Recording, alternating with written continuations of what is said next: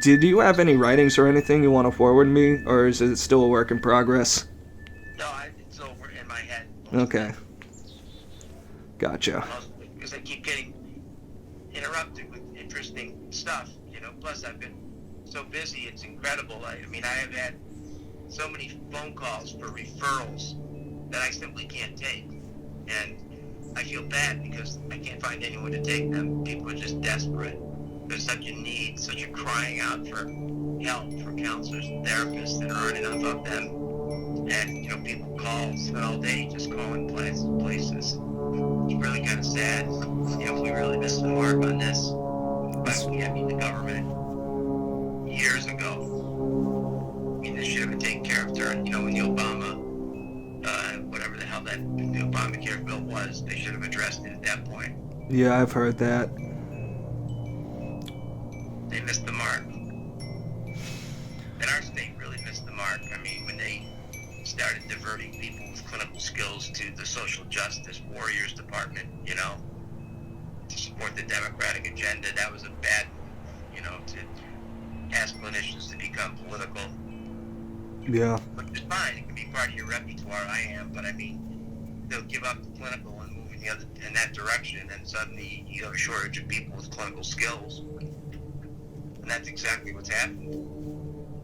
And I'm supervising a couple of people now over the phone who are trying to get back into the field and just need some clinical supervision. So it's an interesting time. You should just start referring patients to the podcast. Yeah, maybe we could. And that's a great thought, Yeah. At the very least, you can send them. I don't think I sent it to you, but I posted our theme song, 10 minutes extended, just as kind of like almost a little meditation video Nice. that you can sort of zonk out to, because anyone I showed the track to that I made, they always use the words calming, soothing, relaxing, that kind of stuff. So, Yeah. free content, man. There you go.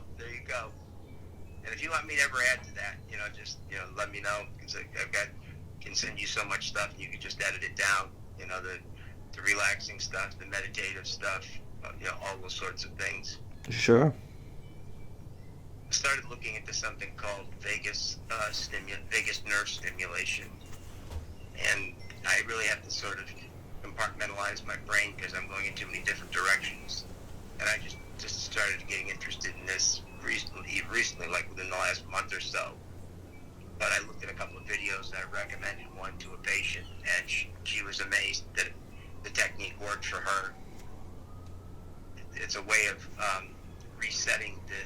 rewiring the brain by doing a couple of exercises, kind of movement exercises in a certain way, like moving your head, tilting your head and your neck, and it resets some kind of neurological functioning. But I don't know enough of it to really talk about it on the podcast, but I will in a few weeks. Word. Okay? Cool, man. So, did you have anything else you wanted to get into? I know I sent you one other agenda item, and I don't have a whole lot else. Do you have anything else on your mind? No, I just wanted to, we had talked a lot about the rebirth of psychedelics in traditional medicine, and my current issue of psychiatry, current psychiatry, as features, this featured article is, on the use of psychedelics for certain symptomatic issues. And it's just sort of an update of the pollen book, but they've gotten more specific in terms of what they're doing, so I'll comment on that. But you had one other item first. What was it? I can't think of it. Yeah, it was my theory. Your finances? Yeah, we already kind of discussed that, and I guess I could riff on that for a minute, because it's really funny with the stock markets. All I fucking have learned from talking to anyone or reading anything is that no one, it's not even that you can't trust anyone's word necessarily, it's just like, no one can predict this shit, you know what I mean? Right. Like, if you look at certain stocks right now, if you look at Hilton or Marriott, right, hotels, over the last 12 months of this pandemic, it's been skyrocketing nonstop to all new highs. Like, it's completely divorced from reality, you know what I mean? And, you know, on the one hand, I have this notion or this hunch that the stock markets have been doing a little too well over a relatively too short period of time, where at the very least I would think maybe a couple years of sort of cooling off, and using those down prices to, you know, just buy it up and, excuse me, you know, reduce my overall costs and stuff. But Doug was telling me there's really no point in trying to time this shit, because in the end of the day, long term, it's still gonna trend up in the general upwards direction over time, no matter what. You know, it's just a question of how much are you willing to risk at any one time. So he actually softened my view on trying to pull all my money out of stocks, although I've been doing that aggressively lately just because that car bill a couple months ago really hit me hard. So just rebalancing things, but it's entirely possible we could be heading for a roaring 20s fucking era and all this shit's gonna skyrocket. So, and put another 1,000 in Wealthfront, which basically does all the buying and selling for you, and Doug likes it and uses it. So I'll take a shot at that, buy a few cheap cryptos, and you know, keep investing and live my life. But I can't have like, Okay. and it also kind of just depends where the stocks are. You know, if there's, I'm also trying to have a strategy where I have some cash on hand in case things tank. You know, I can buy, because I mean, Doug advised against timing the market, and he's probably right, but my conspiratorial mind before that is like, within the next year or so, we're heading for a total meltdown, economic collapse. All the stocks will, you know, all the elites will sell all that shit off right before. Then the stocks fucking dip. Then they buy it all up again at, you know, disgustingly cheap prices while the suckers are left holding the bag. And I kind of wanted to just almost wait for the next fucking collapse so I can, you know, get in on that. But for all I know, that will be 15 years from now, and I'll miss out on 15 years of investing, so who knows. All right. Wow. What kind of toll does it take on you emotionally? Or stress, in terms of stress? Does it present any stress into your life? When you grabbing the paper every day to look at stocks, that sort of thing? Or going online and trying to read where your stuff is? Nah, I don't do a whole lot of research and stuff because, you know, when I first started, I would read articles like, oh, get hyped for, you know, this day or that day, or on this date this is gonna happen, but it never fucking does. So I just it's all bullshit, so, you know, I don't really bother. But lucky for me, it was stressful because this week I mean, not even just with taking money out, just the market, you know, took a real dip, and kind of not quite panic sold, but I needed to get money out anyway. So I feel like once I get a certain amount out, that'll take a lot of pressure off, and I won't have to stress as much about, you know, fuck you, Moderna, fuck you, what do you mean negative 5% ROI, you were up 60% yesterday, what the fuck? I you can know, only imagine with those that's doing to the market. what, the vaccines? The vaccine, yeah. Yeah, I've put some money on different brands, hoping they'll take off.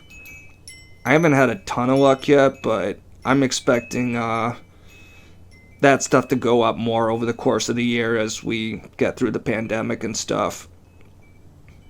Yeah, okay. By the way, happy birthday. Oh, thank you.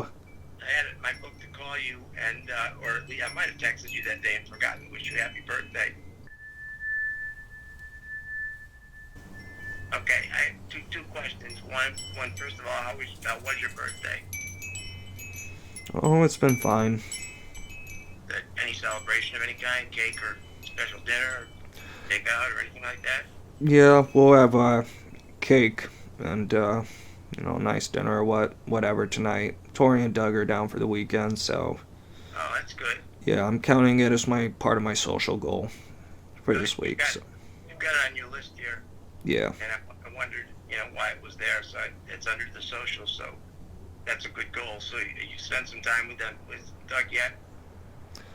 yeah. With Doug, we hung out for a bit. We had some good conversations about crypto. We talked over the app, and he gave me basically a programming tutorial for like an hour or so.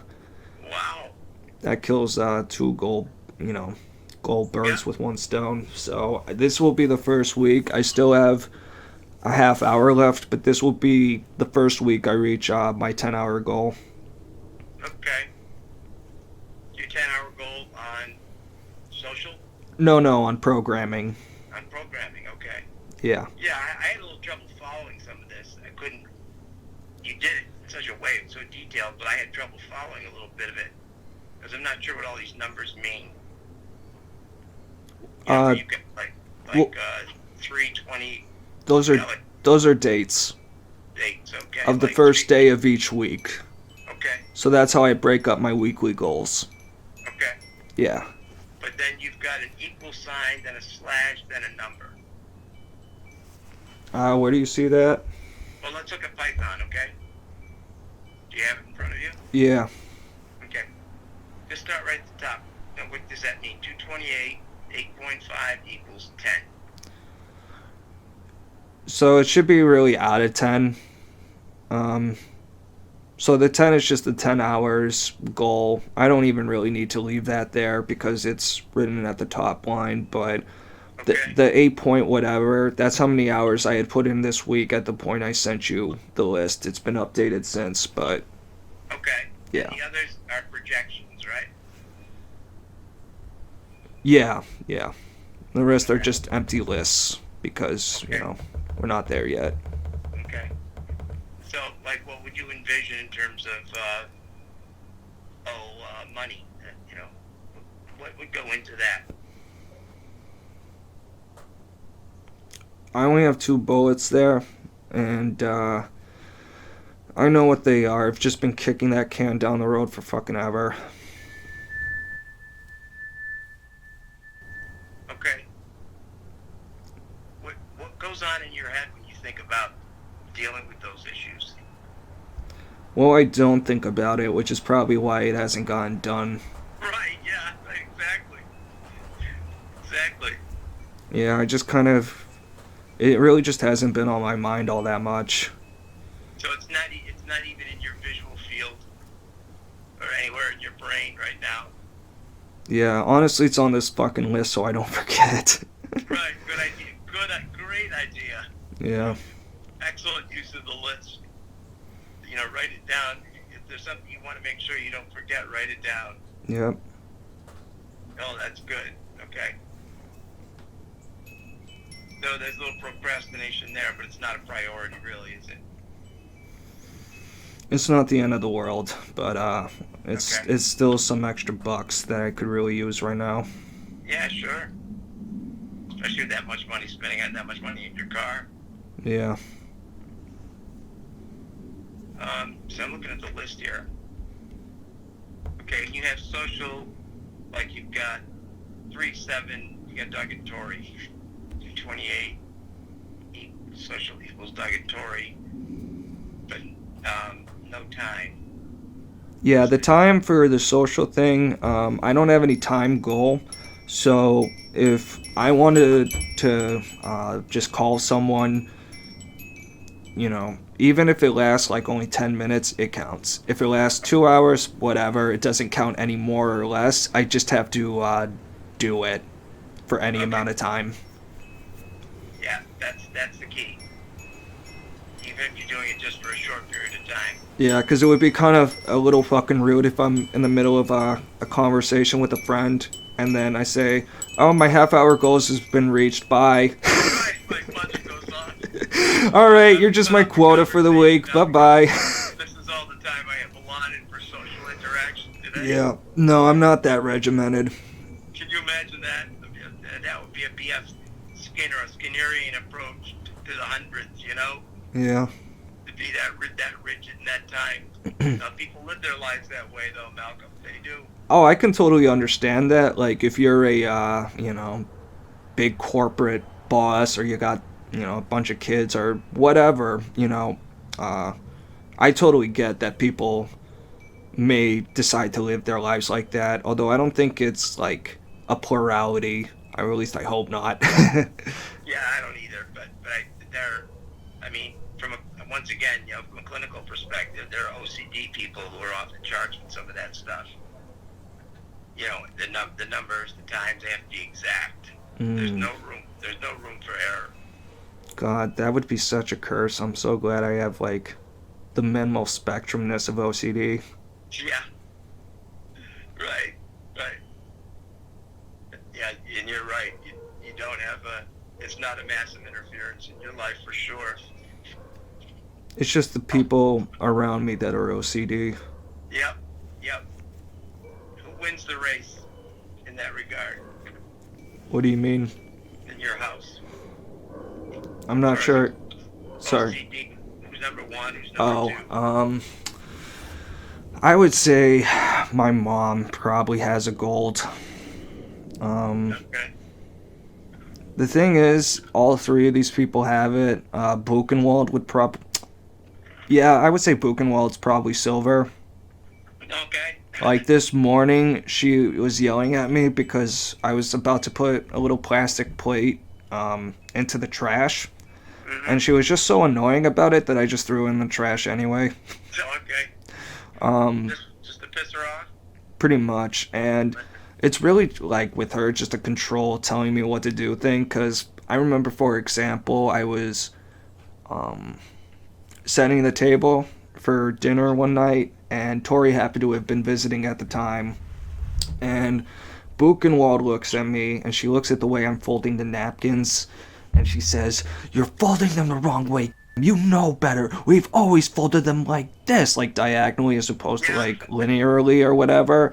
And I'm like, you really don't give a fuck about that. I'm like looking at Tori and like we're kind of looking at each other like this person's full of shit. Like, it's all about control, because I'll tell you what, I've been folding napkins the same way for years. I've continued to fold them the same way after that conversation, and she's just never even noticed. There you go. So, it's like it's for me, it's very much like the liberal thing where it's like, there are people who might be like, oh, I'm a little uncomfortable with you, not having a mask. And then there are the people who will get right up in your face and start yelling at you. And I'm like, if you're an inch away from someone, you don't care about the disease, bro. You just want to dominate someone else. Like, let's just be real.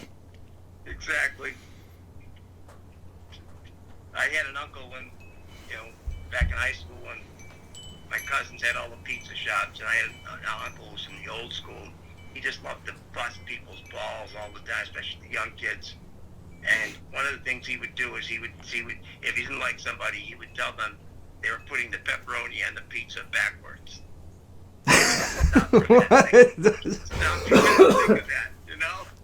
What does that even mean? Backwards. Is there a right side or a wrong side? Wow, that's funny. Up or down? He would just do it to be an asshole, piss people off. Oh, that's great. I love it. You're putting that pepperoni on that pizza backwards. I'm gonna use that next time I'm like cooking with someone. Yeah, it's a great one. You put that rice in the pot backwards, you idiot. That's right. Yeah, something so such an outlier. It's just beyond belief. Yeah.